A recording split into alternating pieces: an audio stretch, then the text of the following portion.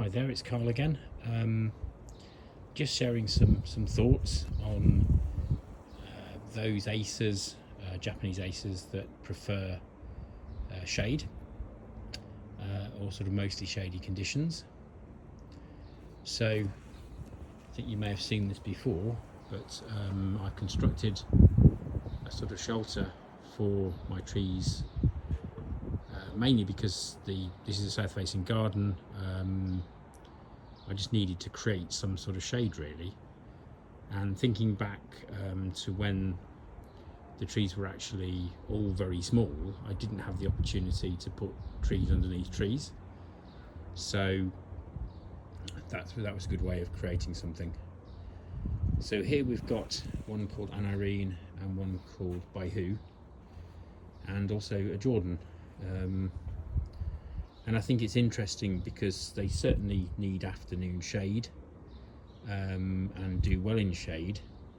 But as you can see in this Anarine here, I think that this is a sort of darker red leaf colour because that gets more sun for longer, whereas in the top part here gets more shade. So on quite a lot of these trees, a bit of extra sun will bring colour out to them and some interest.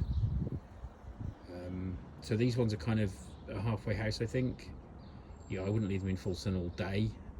They would get a bit crisped up, and I think you can start to see that on some of these here. But the sun does actually make them quite interesting.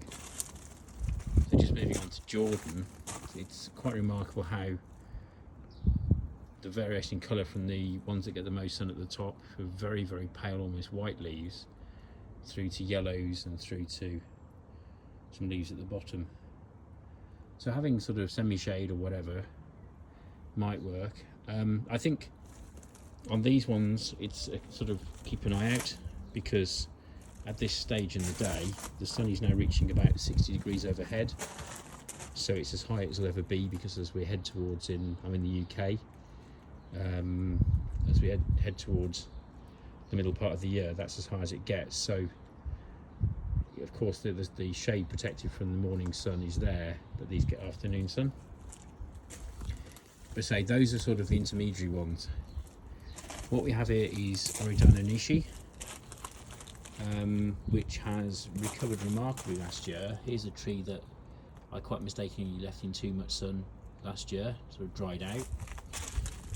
And I think at this point it's really worth remembering that a very immature young tree just isn't as hardy, it isn't as mature, it can't cope with the extremes of temperature that a more mature one does. So you could actually say that, you know, very young and immature trees, seedlings really, or grafted trees, do need that extra TLC. So you can see that we've got damage from last year. I'm actually going to leave that, and then right at the end of the season, when there's definitely no sap in the tree at all, I'll trim those off. But as you can see, it's doing okay, it's recovering well, there's lots of new growth, so kind of happy with the way that's recovering, but a lesson learned there really. So another tree, this is a Sargazuki. And another lesson I've learned is that while it says that some trees will tolerate full sun, they probably do mean tolerate. This has been out in more sunshine, but it does seem to thrive and is doing extremely well in a more shady spot. So it's shaded most of the day actually, as is this pink Flamingo, which is a really interesting tree actually. It's not a palmatum, it's a different kind of Acer, but it does offer lots of interest, and the pink coloration of the bark and all the rest of it is coming out, and certainly no sign of burn there. Acer grissom at the back, the paper bark maple, again earlier on in the year had that along the back fence, didn't seem to like it, got rather burnt in places, but where it is here, that has grown substantially. When I bought that, it was probably half that size a year ago, so really good growth.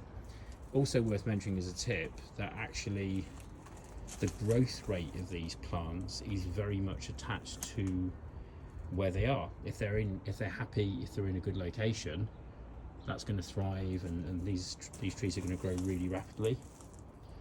Where this fella here, as you can see, most of last year's growth, or a good portion of it, is just died back again. So you can land it in a situation where they grow up, they die back, they grow up, they die back, and they're not really making much progress. So at least this year, there's a nice little branch out here. We've got some good solid progress there really, because it's in the right location. So this is turned out really nice actually, an Acer dissectum. And I say it's got just about the right amount of shade. Some light has actually brought out some interesting colours on the Prawn, which is lovely. And does add some interest. As you can see, the inner leaves inside tend to be more green on this one. It's like the sun has brought out its colour, which is nice. Would again probably tolerate a bit more sun, but he's doing really well as it is. And just moving to this pink flamingo, sorry, a Shiraz type tree down here called Pink Passion. Again, very delicate, needs lots of shade, and I can then use a bigger tree actually to offer some shade. What I've also done perhaps is use some trees that will take full sun as shade trees. So there's an opportunity as trees grow at different rates to do that. So something like this Bloodgood is getting enough sun to stay a nice shade of red, but I could sort of put plants underneath it, put it in a more exposed area and get away with it that way. So thinking about what you can plant under your more sun-loving trees, that can work wonders. Again, we've got a couple of trees here. This is Butterfly. This one is doing fabulously well this year. Really come on leaps and bounds since last year. Again, you know, it's shaded by the dissectum, it's shaded by the bamboo roof I've got in place here. You know, don't be afraid to give them too much shade. You can't really give them too much shade, I don't think. It's going to be far more harmful to a little tree like that to give them too much light actually. I do have one down the side of the house that you'll probably see on another video that just hasn't done quite so well, where that's looking really nice. And again, I don't really like general rules, but where you get this variegation, where you get sort of white bits on leaves and not too much chlorophyll in leaves, that's where you need to watch out as a bit of a general rule. Another plant here that's well sheltered is Peaches and Cream. This is a relatively new one that's done really well. The red label reminds me that it's from Bartholomew, so I should be going there in a week or two. It's in Dorset. Incredible good value trees. You can see the graft there at the bottom. So this is quite a small little fellow, but in that location seems to be doing fine really. Again, this one where I actually just had this in the sort of conservatory by the door early on in the season, and you can see the sort of damage to and burning on some of the extremes there, some of the branches. Might need to trim that back next year, but I think it'll be okay. Again, this is Hirotero Nishi. I still got the label. That was from the Japanese garden in Cornwall in England, so that was very nice. But again, in the right location, doing fabulously well, putting on loads of growth and just enjoying where it is really. Moving on to another, there's Cripsy, which is bought around the same time. So that's a sort of dwarf Acer, so it's not going to be huge, but really enjoying it there. Little Princess, really like this one, very popular for bonsai. In fact, you can almost sort of, I haven't grown this as bonsai at all, but it almost looks like a little tree, so that's very nice. Again, Mackay at Sabusa, that was from Bartholomew's in Dorset. That has come on absolutely leaps and bounds. It's probably doubled in size in a few months really, so that's doing well. This is Noras Dream. It's quite happy where it is, but it's not very orange. It's not as orange as the one down the side of the house. So I suppose arguably you can see the leaf leafing out is orange. I could put it in a slightly more shady area to preserve its slightly more orangey colour for longer, but I'm kind of happy where it is. And again, I'm sacrificing it just a little bit to protect these from the wind from the north, because that's what blows along there really. So it's just a positioning to sort of give these some shelter. We've got here Benny Shienji, a relatively new acquisition. This one's from Canuck. I'll probably do some videos, as I say, where I'm getting these from. This is the other place that does fantastic trees. Lots of variegation, lots of interest. Very unusual. Benny Shienji, again, very much prefers some shade. And just in passing, there's a little Japanese anemone next door as well. Again, thriving, doing really well, really pretty plant. And that's a particular variety that the flowers come very early in the year, so you won't find any other varieties I can find in the nurseries, but that one's there because of its early flowering. But again, back to the Acers. Little fellow down there, Benny Mako. Once again, very damaged last year. Silly me, gave it too much exposure really. It's a young plant, it's not established yet, and again, just really didn't like full sun. And here we have Acer Siraswanum Moonrise.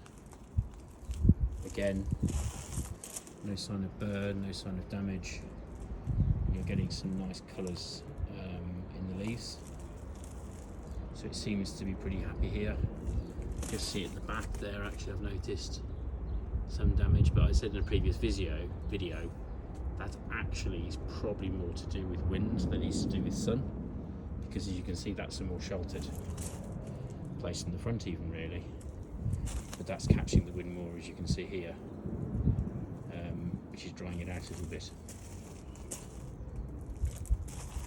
Krompenberg, again, probably in the wrong place last year, got some damage there. I could probably nip those off actually. Enjoying it here. So even this is a red one, I still find it deserves a little bit of TLC, to be honest. Minor Nosato, very similar story. And just to say, that's Shishigashira, which definitely can go in full sun, but I've got two of them, so one's there. So you know, you don't, if you put something that likes full sun into too much shade, it might change its colour, it might alter that a little bit. So particularly the red maples will go rather green, but overall it won't do them any harm, whereas the other way around is certainly to be avoided. Another Orange Dream, very similar scenario. And here we have a tree that there's actually a little Fatsia down there, Fatsia japonica Spiderweb. Again, he'd certainly like some shade, but the star of the piece really is probably this Ifigumo. Now this, as you can imagine, with its very limited amount of chlorophyll in its leaves, really does like a lot of shelter. So I've got that sort of backed up by a Katsura and a Bloodgood, just to sort of, I'm kind of sacrificing the leaves on these just a little bit, but to give it sort of that shade it needs, then that's working very well. I think we've got some leaves down here which are kind of regressing back to ordinary leaves, so I might have to nip those out, but I shall do a bit of research on that to see whether that's the case or whether that's just sort of the way of things. But overall it's a very nice tree, but that's a risky one to attempt really without lots and lots of lovely shade. Okay, I hope you find that useful. I hope you don't find it too contradictory. But as I say, the golden rule for me, the younger immature trees, certainly well worth shading, give them that extra protection from wind especially as well. And then the more variegated ones, certainly worth protecting to get the most out of them, and that will really help their growth rate and help them thrive. So again, the message from me really, put these where they want to go, not where you want them. Or reach a compromise with your clients, I suppose, for the best possible results. Hope you find that helpful, and if you do like the video, leave a comment or subscribe. Then I'm just doing this for a bit of fun really, but if you'd like to do that, all the better. Take care.